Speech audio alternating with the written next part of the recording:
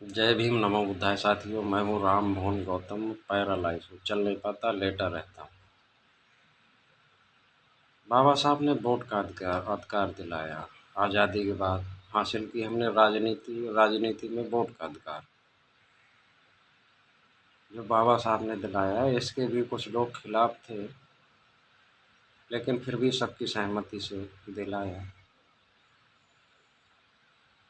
तो सोचिए कि जो वोट का अधिकार बाबा साहब ने दिलाया, उसको उसमें भी चार चार बच्चों की कुर्बानी दी बाबा साहब ने। सोचिए, जो वोट का अधिकार दिलाया, ये सब है। उस वोट के अधिकार में शिक्षा, स्वास्थ्य, सुरक्षा, मान सम्मान, स्वाभिमान, समानता, न्याय, रोजगार, ये सब है। सोचिए, 77 साल आज़ादी के हो गए, आज भी लोग इससे वंचित हैं। क्यों? लोग दावे वादे करते चले आए आज तक, 77 साल हो गए। जहाँ लोगों के वहाँ तक सड़कें नहीं हैं, वहाँ लोग पहुँच जाते हैं दावे वादे करने और चकना बिरयानी कराते हैं, झूठी दावे वादे करते हैं। सोचिए, वो अधिकारों से आज भी आप वंचित हैं, अधिकार नहीं बताते, अब वोट लेते हैं। अत्याचार होता है, इंसाफ नहीं दिलाते, वोट लेते हैं। बेरोजगार हैं लोग, और उसके रोजगार की बात तो करते हैं, लेकिन बेरोजगार आज भी हैं लोग। अत्याचार नहीं होगा इसके दावे करते हैं, लेकिन अत्याचार आज भी है।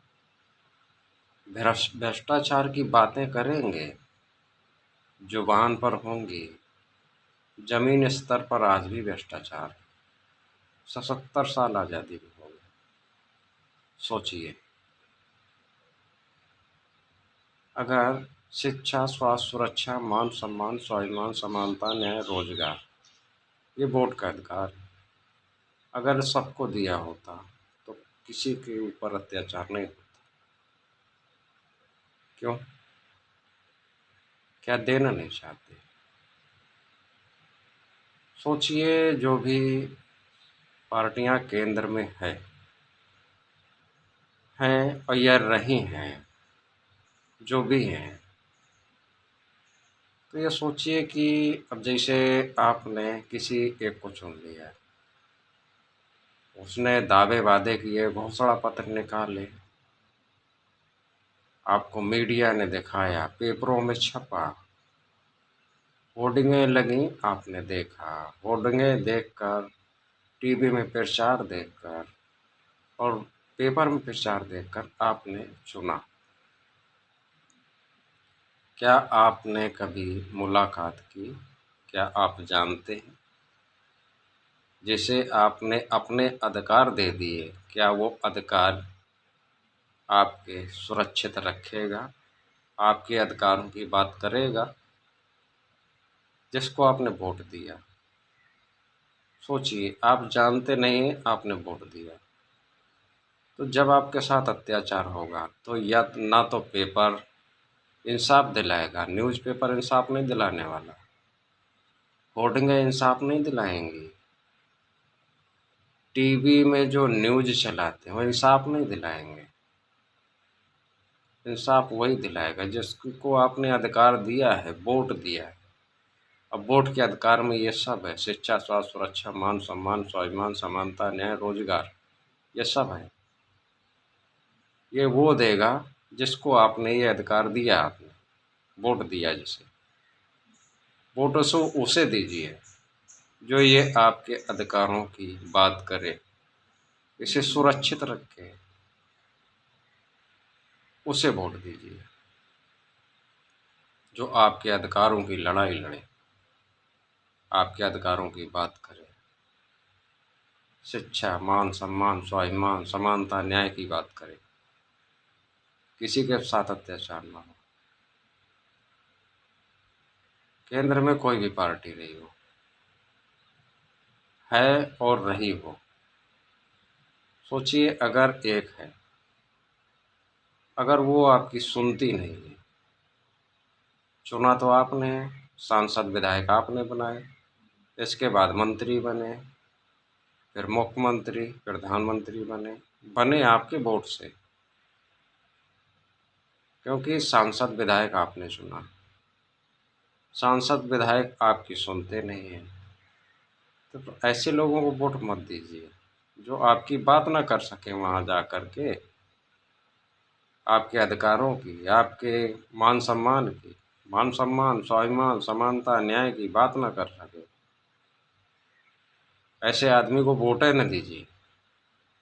सोचिए, जागिए, बोलिए, जो आपकी सुनता नहीं है।